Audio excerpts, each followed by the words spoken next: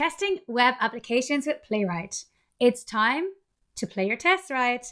Hi everyone, my name is Debbie O'Brien. I'm a senior program manager at Microsoft and I'm basically working on advocating for Playwright. I'm an international speaker, teacher, YouTuber, open source contributor, and you can follow me on Twitter at Debs_O'Brien to see me running and cycling and doing all sorts of sports across the island of Mallorca in Spain. So we're here to talk about testing, so let's get straight to it. Playwright testing, reliable end-to-end testing for modern web apps. Works on any browser, it doesn't matter what platform you're on, any browser, any platform, one API. Tests run in full isolation. That means one test is here with a browser context, another test is here. They don't leak things through each other, right? So everything here is in full isolation from the other test here. Fast execution, we got powerful tooling, which I'm going to talk about a lot in this talk, and multi-language, which means you can run your tests in C#, in Java, in Python, or in JavaScript and TypeScript. I'm going to show you TypeScript today, but you can choose any of the other languages that you want. So I'm going to show you the VS Code extension because I absolutely love the integration with VS Code. It's very, very cool. But don't worry, you can still use Visual Studio. You can still just use the terminal or whatever you prefer. But let me show you the extension. So look for the Playwright test for VS Code by Microsoft extension. And then basically in your command panel, just write install Playwright. And click on that, and what you get is now you get to select the browsers, and you can choose Chromium, Firefox, or WebKit. You can choose all of them or just one of them, and later you can configure it. So don't worry too much if you're not sure which you want. There's another option there, use JavaScript. If you don't want to use TypeScript, it's TypeScript by default, but you can use JavaScript if you prefer. And then also the GitHub Actions. By clicking that box, we're going to get a GitHub Actions, and it's going to basically work out of the box without you having to configure anything. You'll be able to run your tests on GitHub, on CI, in every push and pull request. So once you've installed, you're going to get this. You'll get that GitHub folder there with the actions inside it. And you get a test folder with an example.spec TS file. That will have a very small test in there, which we're going to go through today.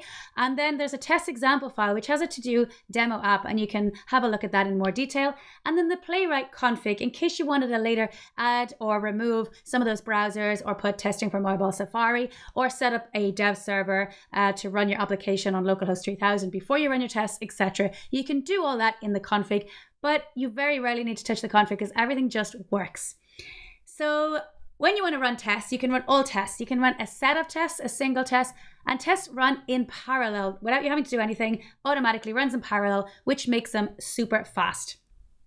So I'm going to run the test using the VS Code extension. Again, you could use the terminal and just put npx playwright test. But here on line 3, you'll see this lovely green triangle. So I'm going to click on that. And then basically, it's going to go down through each line and it's going to run the test. Now you can see it opened up a browser window there for me. And I was able to see everything that's going on. I'll just play that again. You can see super fast, right? That's because I have this show browser ticked. And you can uncheck that if you want to, if you do not want to see the browser. If you want to see the browser, make sure that that is checked. So with live debugging, if you have any errors in your tests, I mean, you never have errors, right? But if you do have any bugs or anything, you have live debugging and error messaging in VS Code itself. So again, we have our test here in VS Code, and I'm just going to break this here, right? So get by text star, I'm going to run that test, it's going to break, and it says error, strict mode violation. So Playwright's saying, hey, look, there's 1, 2, 3 elements there, and you can have the whole log. Now, if you don't want to read the log or don't understand the log, you could basically just set a breakpoint and you could run that test again. So you can kind of see it. So running it in debug mode, and we can now go through that and see what's happening. So at this point in time, Playwright's saying, hey, look, get by text star, resolve to 3 elements. Here's one of them. Here's the other one. And down the bottom, we've got another one that has the word star inside that getting started text. So Playwright doesn't know which one you wanted to choose. So it's saying, hey, this is breaking the strict violation. So you can play around and live debug this and say, okay, what if I put get star? Get star only resolves to 1, so that would be okay. That would work. Again, we can kind of go back into here and play around and put something like, imagine we put Playwright, right? We put Playwright, there's way too many, okay? So it's kind of say, hey, there's 12 of these. This is going to be really, really difficult selector to choose from. So yeah, so basically going through this, you're able to kind of live see what's going on the page, what Playwright's trying to select and see, and you'll be able to then, make sure that those selectors are much better and much more precise. And then you can just continue, add more debugging, more breakpoints, or just step through that test, stop it, play it, restart it again and again, etc. Now, locators. What are locators? So locators are a way to find elements in the page at any moment with built-in auto-weighting and retry-ability. Yes, built-in auto-weighting. That means you don't have to do anything. Playwright's going to wait automatically for that locator to be ready. You don't have to set timeouts or do anything like that. So locators look like this. They're strict by default. So it's page.locator, data test ID equals directions.click, for example. That's if you're using IDs. Now, even better than that, let me show you something else, because Playwright now has new APIs inspired by testing library. As you can see by this tweet from someone in the community, a lot of excitement there. So we've got get by text, get by role, get by label, get by placeholder, get by alt text, and get by title. And just to show you that in kind of more detail, you can see here. So await page, get by label, username Phil John. Await page, get by label, password Phil, secret password. Await page, get by role button, name sign in, and then expect the page, get by text, welcome John, to be visible. So those, make sure you're using our new locators, get by label, get by role, get by text, etc. And in case you're kind of wondering, oh my gosh, this is so difficult. How am I going to, know which selectors to pick? How am I going to know which ones? We have a pick selector option in VS Code. Now, if you're not using VS Code, you can also use the terminal. You can basically launch the inspector and you'll be able to do the same thing. So let me show you. So here we have our page, and as we hover over it after clicking that pick selector, we now get by role heading, and we can click that heading there. And inside now our pick selector box, we've get by role heading name installation. And now I can just press enter. It's going to go into my clipboard, and I can now go into my code and basically just paste that into my code. And now I've got my new selector set up, and I'm able to kind of just use that. So I can go along here again, and I can hover over and see get by role link. This is name equals how to install Playwright. Let's check over here, get by role link. This is lovely, get by role button. And this is name, switch between dark and light mode. So that's the name of that one. And again, hovering over each item is going to give us the selector that we want. So it's a nice, easy way of kind of seeing what selectors are available to you and easily able to just copy that and put that into your code and use it. So yes, pick selector box there. Make sure you play around with that and have a lot of fun picking your selectors. So make sure you're using web first assertions. We have a lot of assertions. We got to be checked, to be disabled, to be editable, to be empty, to be enabled, to be focused, to be hidden, to be visible, to contain text, to have attribute, to have class, to have count, to have CSS, to have ID, to have JS property, to have text, to have title, to have URL, and so many more, right?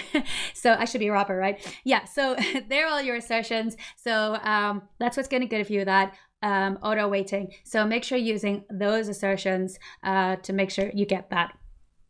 Now, let me introduce you to codegen. Codegen is my friend. I love codegen. Codegen is amazing. Codegen will generate tests by recording your actions. Now, it's not perfect, but it's an amazing way to get started and to really help you kind of ease into testing. If you're new to testing especially, this is a really good way to get started. So let me show you what codegen does. Now, again, I'm going to use the VS Code extension, but you could totally just use the terminal and launch up that inspector and be able to use it from there. So from VS Code, I'm going to go into that testing sidebar. I'm going to click record new. And what it's doing is it gives me a browser window, but at the same time, it gives me a test1 spec.ts file. It's importing tests from Playwright tests, and it's starting off that test block. Now I can go to any URL, and I'm just going to test the Netflix website for now. And I come along here, and it's got a wait page, go to Netflix. This is great. Now I'll click on this button accept, and you've got this lovely get by role button name accept.click. So fantastic. And I can continue to carry on and do things. So I'm kind of clicking on this logo here because I want to make sure that logo is there. The user might not click on that logo, right? But I'm just clicking on it so it records that action, and I'll later change that to an assertion. Again, click on that heading, and that's not normally a click event, but I want to click on that so that it's there, and then I'll turn that into an assertion later. Now let's do something fun. Let's go down to the Help Center. We open up a new page here, and let's click on something. Let's say can't sign into Netflix. Okay, this looks great. We'll click on that title. That make sure that is there. Lovely, that's perfect. And was this article helpful? Let's click yes. And we'll just check the thanks for your feedback. Did that text exist? That's great. Again, we'll change that later in assertion. And let's start the live chat. Now I've clicked on the live chat, and what do we want to do? We don't want any of those. So let's tell us what your issue is. Let's click on that. And great, we're now chatting with the Netflix Help Center. Hello, what can we help you with today? Lovely. Let's just send a reply in there. Let's say testing your chat, and let's send that in. So now I'm in an iframe, I'm testing the iframe on the website. I want to chat with an agent. Lovely. Can we sign in? No, let's not sign in. Someone will be with you shortly. Great. And the wait time now is 1 minute. So we can check that that is there, and let's see what happens. So we are now interacting with an iframe. We're able to easily test that iframe, as you can see, and make sure that the chat works as one would expect it to work. So I'm now chatting with Marcel. So thank you, Marcel, for replying there to me. And I'm just going to say, hey, I'm just testing the chat. Thanks, Marcel. And we'll send that in there. And then let's not bother the people at Netflix any longer. So let's end that chat. We'll press end, click that button. Yeah, we want to end it. And email me a transcript of this chat. That sounds really cool, actually. Let's do that. So we'll click on that and we put in our email. I'm just going to put Debbie and press send because I don't want to put my email really. And we've sent this transcript to the chat, to the email. So that probably shouldn't have. So we can go and fix that code, right? Based on how we're finding things. As you can see, I'm clicking around and I'm even finding bugs as I'm clicking around and writing the test. And I'm not even actually writing any code. So cool. Back in the footer, we can open up another domain. I'm now testing another domain. I'm testing this fast.com from the Netflix footer. Check that image is there. Let's click on that button, that show more info button, and make sure that the client is there. So again, I'm able to check over multiple domains. I'm able to check iframes, and all my code is written for me, as you can see. And I didn't even have to open any code, right? Now, obviously, we're going to have to change some of this, which we'll go through in a second. But you can see there's my iframe being tested. You can see my other pages being tested, and everything here is written for me. Bang, right there in VS Code. And I can just go along and make sure that works by literally clicking that button. That's going to basically run up the browser. It's going to go through here, and you can see it started up the chat, and we'll go to that 1 minute wait, and look, Playwright is going to wait for that to be available. Bang, it's done, it's there. I've got Shania this time. Everything works. Going to the next domain, testing that works, and up comes my little button. It's going to wait for that button. It's waiting, it's not there yet. Once that comes up, bang, I've got there, and everything is as expected. So no timeouts had to be set there. We have everything working. So again, we should be using web assertions, and you saw I clicked some of those headings. So then I went back over this test and I improved it. So I changed some of them, like the logo, to be an assertion, so expect it to be visible. And I was able to look at these page get by role heading. If it's a get by role heading, and I want to make sure that that is visible. Get by role link, yes, that's a click event, that's perfect. Again, the next one is the URL, that's good. Get by page link, click, perfect. And we can go down through the test, and every time we see a get by role heading, that one we just want it to be an assertion, so we can easily then modify each one, which makes it a lot easier to write your test, right? You could totally write this completely all on your own without using codegen if that's what you're into, but I just find using codegen a lot easier for getting started.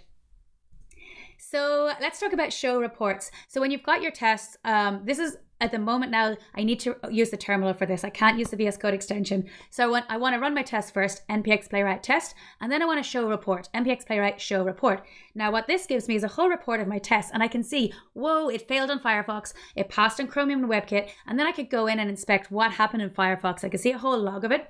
But I want to show you the trace because the trace is so much more fun. So that little icon there, the three little bars, so I can click on that and it will open up the trace, or I can go into detail of that and you'll see at the very, very bottom the trace as well. When I click on the trace, what it will open up and show, well, first of all, let me show you how you can run the traces, right? You can record a trace for each test locally using npx playwright test -- trace on. Now, normally the trace is run on CI on the first retry. So if your test fails on the first retry, a trace is recorded for you. You don't have to do anything to set that up. It's all done. But if you wanted to do it locally, you would do npx playwright test -- trace on, and then basically open up the report and then click on that and you'll see the trace. So this is the trace here. Basically what the trace is doing is it's recording every single thing that happened during that test. So you'll be able to then go along that timeline and in your own time, go back and forth and kind of really see what's going on. So these are image snapshots of every single action. You can see each one is highlighted with different colors. Locator, click, frame, that was the iframe. So every kind of event is highlighted there, and you can basically go through that, scroll across, go back, kind of gently see what was happening. You can see there my email address, Debbie. You can see I sent it. You can see there's no @address added in there. And you'll be easily able to point out when something went wrong, and so that someone is going to be able to fix it. They can really see, oh, look what happened there. Oh, I can see. I can really kind of slow it down and speed it up and kind of find out. Now, if you don't want to use the timeline, you can also go through the actions and stuff. Now, the actions, what it's going to do when I click here in the middle, this is a DOM snapshot, not an image snapshot. So this is even better. And you can see the click event, the action, the little red dot is highlighted there on every single action. And we'd be able to see what happened before, what happened after. We can go through those actions and you can see which one was clicked. The text, thanks for the iframe. We're now in the iframe. What's going on in that iframe? And every single one, the locator clicked there, they expect it to be visible, the iframe. And then over on the other side, you can see the call, the console, the network, and the source. So you can see at each time during each action, what's going on in that call, the duration, the wait time, which selectors, if it's strict, what value, the whole log, waiting for the iframe, the selector resolved to visible, waiting for the element to be visible, element is visible, enabled, and editable. And you saw I actually wrote in there because it is an actual DOM snapshot rather than an image snapshot. So that means you can also open the Chrome DevTools. You can expect the CSS in there. You can really kind of understand what's going on. And you can see then you've got the different network requests are highlighted there. So one of them, we had one network request there. And as you go along, you can see everything that's going on as well in the source code as well. So you can see the source for your test. Now this is a PWA, which basically you can then send to someone else. So they can then see the source code rather than actually just, having to open up the actual code itself. So the metadata is also there. You see if it's mobile, etc. So this is a really, really good way of debugging your tests. I love it also when I'm building. But yeah, it's very, very cool. So make sure you check out the trace viewer. Now you can also run your tests on CI very easily with GitHub Actions. This is what you're going to get. That's already included for you once you tick that box, which is the GitHub Actions. And once that's happened, your tests are either going to fail or they're going to pass. You're going to have it red, you're going to have it green. And if they're red, especially, you want to kind of find out what's going on. So you can run, look into those actions, go along, check out the log, and you can also see that Playwright report there. I showed you the report locally. That's where you get the report on CI, which you can then download and use Playwright to then serve that up, and you'll be able to click on that and trace and kind of, visualize that trace and see what happened in CI, why did that fail, and, debug that and improve your tests. So with Playwright testing, you have the VS Code extension. You got codegen, my friend, who's going to auto-generate the tests for you. You can run your tests in debug mode. You've got locators and frame locators. So you can test iframes. You can see reports. You can open up the trace viewer and really see a full trace of those. You can still do screenshots and videos if you like, but I just love the trace viewer. So that's by default. But if you prefer videos, totally up to you. You can also do that. Auto wait built in for all actions, so there's no need to set timeouts. Tests run in parallel for free without you having to do anything, which makes it super fast. It runs across all browsers and devices, so it emulates mobile devices as well. Intercepts requests, follows all, redirects and bypasses cores, and manages cookies for you. So who's using Playwright? Absolutely everybody. I mean, check out that chart. Playwright is open source and free. It's by Microsoft, and we absolutely love GitHub stars. So make sure you give us a star.